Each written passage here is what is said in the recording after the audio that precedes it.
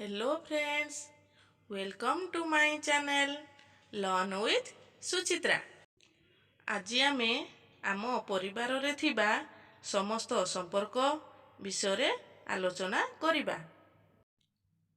ତାହେଲେ ସରସ୍ୱତୀ ଶିଶୁ ମନ୍ଦିର ପ୍ରଥମ ଶ୍ରେଣୀ ସାଧାରଣ ଜ୍ଞାନ ଦ୍ୱିତୀୟ ଅଧ୍ୟାୟ ଆମ ପରିବାର ବିଷୟକୁ ପଢ଼ିବା। ତାହେଲେ ଆମ ପରିବାର ବିଷୟର ପ୍ରଥମ ପ୍ରଶ୍ନ, ତୁମ ବାପାଙ୍କର ସାନ ଭାଇଙ୍କୁ ତୁମେ କ'ଣ କୁହ? ଉତ୍ତର ଦାଦା ବା କକା। 2 ନମ୍ବର, ତୁମ ବାପାଙ୍କର ଭଉଣୀ ତୁମର କ'ଣ ହେବେ? ଉତ୍ତର ପିଉସୀ। ପ୍ରଶ୍ନ ନମ୍ବର 3, ତୁମ ବାପାଙ୍କର ବାପାଙ୍କୁ ତୁମେ କ'ଣ କୁହ?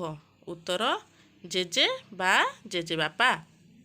ତାର ପରବର୍ତ୍ତୀ ପ୍ରଶ୍ନ 4 ନମ୍ବର, ତୁମ ବାପାଙ୍କର ମାଆଙ୍କୁ ତୁମେ କ'ଣ କୁହ?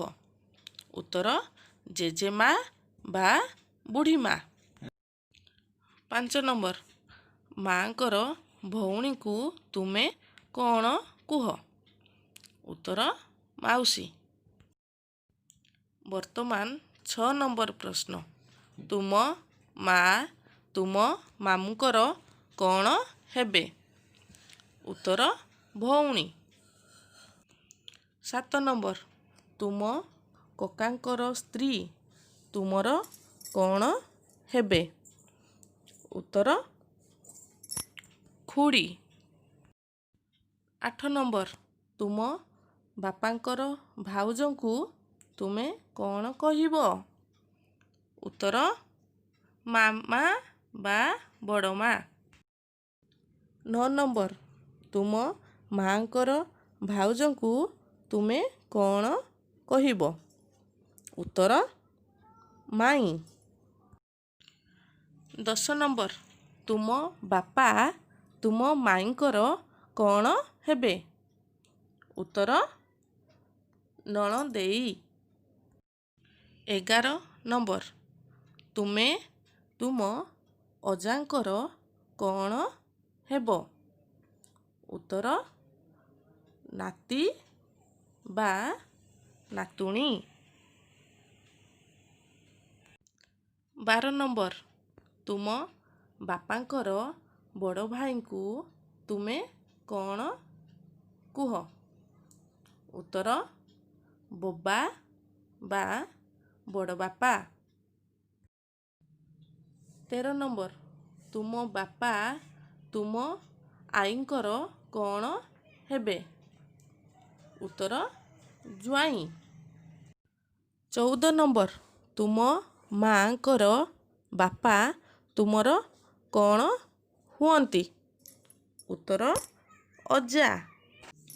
15 ନମ୍ବର, ତୁମ ମାଆଙ୍କର ମା ତୁମର କ'ଣ ହୁଅନ୍ତି? ଉତ୍ତର ଆଈ।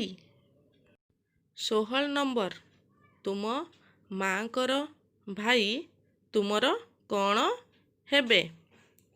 ଉତ୍ତର ମାମୁଁ।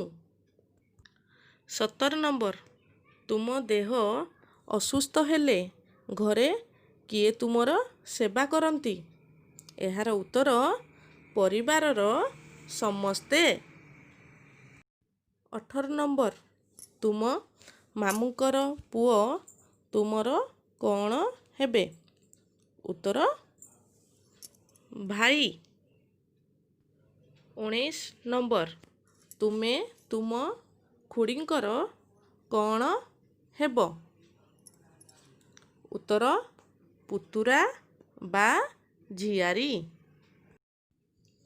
ଆମ ପରିବାରର ଶେଷ ପ୍ରଶ୍ନ, ପ୍ରଶ୍ନ ନମ୍ବର 20, ତୁମ ମାଉସୀଙ୍କର ସ୍ୱାମୀ ତୁମର କ'ଣ ହେବେ? ଉତ୍ତର ମଉସା।